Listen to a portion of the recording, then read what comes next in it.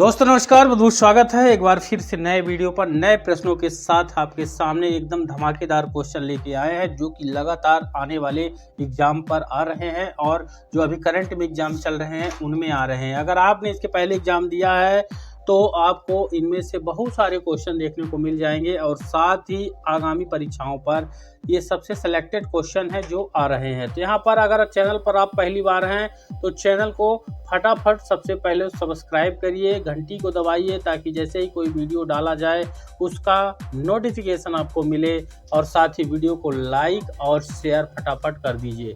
तो यहाँ पर हम क्वेश्चन थोड़ा सा फास्ट पढ़ेंगे, दिखाएंगे जिस प्रकार से आपके कंप्यूटर पर रहते हैं। टाइमिंग का विशेष ध्यान देखना है कंप्यूटर पर ताकि आपके सभी क्वेश्चन हल हो जाएं। तो यहाँ पर पहला क्वेश्चन यहाँ पर देखिए, किसी ग्रह के चारों ओर परिक्रमा करने वाले छोटे आकाशीय पिंड को क्या कहते हैं। ध्यान रखना है, यहाँ पर ग्रह का चारों ओर परिक्रमा करता है और आकाशीय पिंड है, उसको क्या बोलेंगे। पुच्छल, तारा, ग्रह, उपग्रह सभी। तो ग्रह का परिक्रमा करने वाला क्या होता है, उपग्रह होता है। जैसे कि पृथ्वी का उपग्रह चंद्रमा होता है। ये सरल क्वेश्चन रखा गया था ताकि आपसे कोई दिक्कत न हो पहले क्वेश्चन पर। चलिए अगला क्वेश्चन है कि ग्रहों की गति का नियम प्रतिपादित किसने किया था। तो यहाँ पर देखिए, अब आपको डाउट होगा, केपलर, गैलीलियो, न्यूटन, इनमें से कोई नहीं। तो यहाँ पर अब चूंकि डाउट हो गया आपको, कोई नहीं, यहाँ पर न्यूटन, गैलीलियो, केपलर कौन सा होगा। दिक्कत लेने की जरूरत नहीं है, इसका उत्तर होगा केपलर। यानी ग्रहों की गति के बारे में नियम दिया है केपलर ने।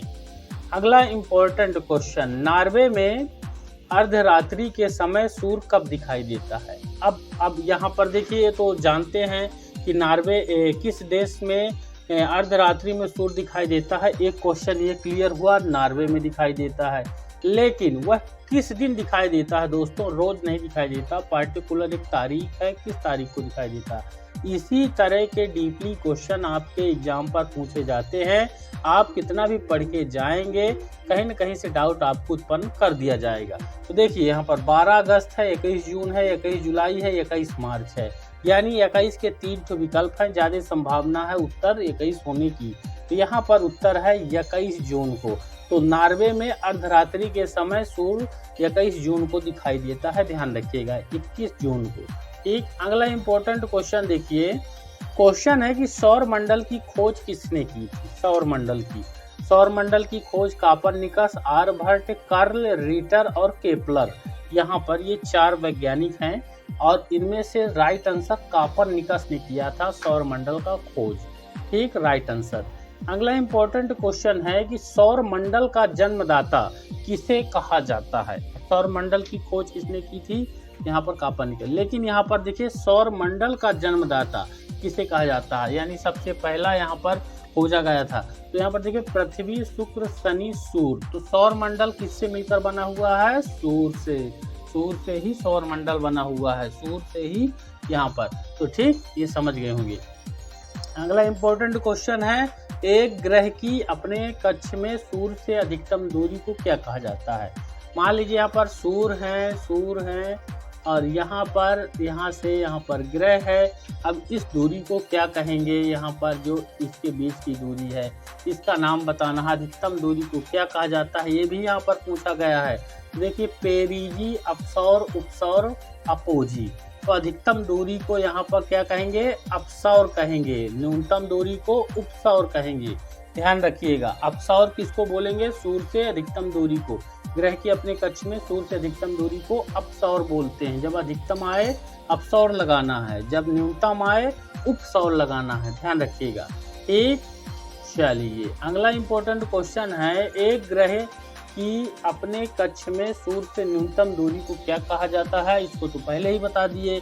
ठीक, तो इसमें ज़्यादा समय नहीं लेंगे, इसका राइट आंसर हो जाएगा उपसौर। ठीक, न्यूनतम है। तो इसको इस तरह से भी याद रखने का तरीका मैं बता देता हूँ, डाउट कैसे नहीं होना चाहिए आपको। यहाँ पर देखिए, जैसे अधिकतम में इस तरह से लिखेंगे अधिकतम। ठीक, ये अधिकतम हो गया। अब अधिकतम में आ है यहाँ पर। ठीक, और जो इसका उत्तर है अधिकतम दूरी में क्या रहेगा, अपसौर रहेगा, अपसौर। ठीक, अपसौर यानी यहाँ अधिकतम अगर आता है तो आ वाला में राइट आंसर लगाना है आपको। अधिकतम है यानी अपसौर होगा, न्यूनतम है यानी उपसौर होगा। तो इस चीज से आप यहाँ पर ट्रिक से ध्यान रख सकते हैं। चलिए अगला क्वेश्चन है, अंतरिक्ष में कुल कितने तारामंडल हैं? आप ग्रहों की संख्या जानते हैं, लेकिन अब पूछ लिया तारामंडल की संख्या। अब आप डाउट हो गए, अब लगाइए अंदाजा से 97, 81, 95, 89, क्योंकि बहुत डीपली क्वेश्चन है, बहुत बारीकी। यहाँ पर नंबर वाले क्वेश्चन तो बहुत ज़्यादा दिक्कत हो जाती है। तो यहाँ पर देखिए राइट आंसर है 89। 89 जो है तारामंडल है अंतरिक्ष में टोटल अभी तक, जो यहाँ पर काउंटिंग के अनुसार जो भूगोल शास्त्रियों ने ज्ञात किए हैं उनके अनुसार 89 जो है यहाँ पर है तारामंडल। अगला इंपॉर्टेंट क्वेश्चन है कि पार्थिव ग्रहों की संख्या, बहुत परीक्षाओं पर पूछे गए हैं ये क्वेश्चन, आपको मिले होंगे अगर आपने एग्जाम दिए हैं। तो पार्थिव ग्रहों की संख्या कितना है? पार्थिव ग्रह 5, 8, 4, 7 यहाँ पर पार्थिव ग्रह। राइट आंसर आपको बता दें 4 जो हैं पार्थिव ग्रह हैं। टोटल ग्रह 8 में से 4 जो है पार्थिव ग्रह हैं, ये ध्यान रखिएगा। अगला इंपॉर्टेंट क्वेश्चन है कि ब्रह्मांड में विस्फोटी तारा कहलाती है, क्या कहलाती है विस्फोटी तारा? उल्का, अभिनव तारा, धूमकेतु, ये सभी। बहुत डीपली यहाँ पर विकल्प रखे गए हैं ताकि आपका कठिनता लेवल उसी स्तर का रहे जिस स्तर का आपके एग्जाम पर आना है। तो इसका सही उत्तर हो जाएगा अभिनव तारा, ये विस्फोटी तारा कहलाता है, अभिनव तारा, ध्यान रखिएगा। अगला इंपॉर्टेंट क्वेश्चन है, तो क्वेश्चन है यहाँ पर देखिए, निम्नलिखित में से कौन एक तारा है? पृथ्वी, शुक्र, सूर्य, चंद्रमा। तो ये तो आपका टेस्ट लेने के लिए, IQ लगाने के लिए कि आपने अपने दिमाग का इस्तेमाल किया है कि नहीं। तो यहाँ पर देखिए राइट आंसर सूर्य ही हो जाएगा, ठीक, तारे में, बाकी तो ग्रह हैं। फिर यहाँ पर देखिए सूर्य प्रकाश धरती तक पहुँचने में कितना मिनट लेता है? सूर्य का जो प्रकाश है वहाँ से सूर्य तारे से निकलकर प्रकाश पृथ्वी पर आता है, तो कितना मिनट का लेगा? 3 से 8, 8 से 3, 7 से 4, 9 से 3। तो यहाँ पर दोस्तों आपको बता दें 8 से 3 यानी एग्जैक्ट इसका टाइमिंग होता है 8 मिनट 16 सेकंड का टाइमिंग होता है। चूंकि ये विकल्प नहीं है तो 8 से 3 वाला राइट आंसर हो जाएगा, लेकिन ध्यान रखिएगा, ठीक। अगला इंपॉर्टेंट क्वेश्चन है कि सूर्य के सबसे दूर कौन सा ग्रह है? तो आप जानते हैं, लेकिन जब डाउट उत्पन्न हो जाएगा तो आप इसका उत्तर नहीं दे पाएंगे। तो बुध, प्लूटो, वरुण और बृहस्पति। तो सबसे दूर पूछा गया यहाँ पर, ये भी आपको ध्यान रखना, सबसे दूर जो है वरुण ग्रह है। सबसे पास की बात आएगी तो यहाँ पर देखिए ये क्वेश्चन ही आ गया कि कौन सा ग्रह सूर्य के सबसे निकट भी है। तो यहाँ पर देखिए बुध, प्लूटो, बृहस्पति, शुक्र, ये विकल्प मिल गया आपको। अब यहाँ पर बुध राइट आंसर हो जाएगा, ठीक। बुध जो ग्रह है वो सबसे पास है सूर्य के, ठीक। फिर है किस ग्रह में चंद्रमा की तरह कलाएं होती हैं? चंद्रमा की तरह कलाएं यानी धारियां होती हैं। मंगल, शनि, बुध, बृहस्पति यहाँ पर, यानी चंद्रमा की तरह मिलता जुलता। तो बुध ग्रह जो है चंद्रमा की तरह मिलता जुलता है, क्योंकि चंद्रमा पृथ्वी का एक उपग्रह है, यह भी आपको पता होना चाहिए। अगला इंपॉर्टेंट क्वेश्चन है कि बुध सूर्य का एक चक्कर लगाने में कितना समय लेता है? बहुत ज़्यादा डीपली यहाँ पर विकल्प पूछ लिया गया है कि बुध कितना समय लेता है सूर्य का एक चक्कर लगाने में। 90 दिन, 88 दिन, 75 दिन, 87 दिन। चूंकि बुध जो है, बुध ग्रह सूर्य से सबसे पास का ग्रह है, इसलिए समय भी कम रहेगा। तो 88 दिन का यहाँ पर राउंडिंग लेता है। फिर इसके बाद जो अन्य ग्रह हैं उनका टाइमिंग बढ़ता जाएगा राउंडिंग का, ठीक। एक चक्कर में 88 दिन में कर लेता है बुध। फिर अगला इंपॉर्टेंट क्वेश्चन है कि सौर मंडल का अत्यधिक तीव्र ग्रह कौन सा है? मंगल है, शनि है, शुक्र है, बुध है। अत्यधिक तीव्र यानी स्पीड गति से कौन चलेगा? बुध चलेगा, क्योंकि बुध जो है सूर्य का राउंड 88 में लेता है, बाकी सब इससे ज्यादा मिलेंगे। पृथ्वी की बात कर लेते हैं, पृथ्वी 365 होता है, 366 एग्जैक्ट होता है। तो एक जो है दिन काउंटिंग में 365 लेते हैं, प्लस एक यहाँ पर रहता है, ठीक। अगला इंपॉर्टेंट क्वेश्चन यहाँ पर देखिए कि निम्नलिखित में से किस ग्रह को पृथ्वी की बहन कहा जाता है? बहुत ज्यादा परीक्षाओं पर पूछा जाता है ये क्वेश्चन। शनि, शुक्र, चंद्रमा, मंगल। तो किसको जो है यहाँ पर पृथ्वी की बहन कहा जाता है? तो यहाँ पर शुक्र राइट आंसर हो जाएगा। यहाँ पर शुक्र को पृथ्वी का बहन कहते हैं, यानी पृथ्वी की तरह ही मिलता जुलता ग्रह।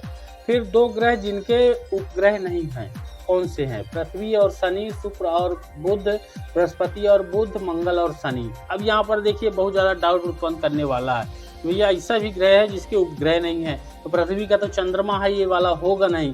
इसी तरह आपको डाउट क्लियर करते जाना है। तो यहाँ पर राइट आंसर हो जाएगा शुक्र और बुध, ये दो ऐसे ग्रह हैं जिनके कोई भी उपग्रह नहीं है। इसको आपको ध्यान में रखना है कि शुक्र और बुध ग्रह के कोई भी उपग्रह नहीं है।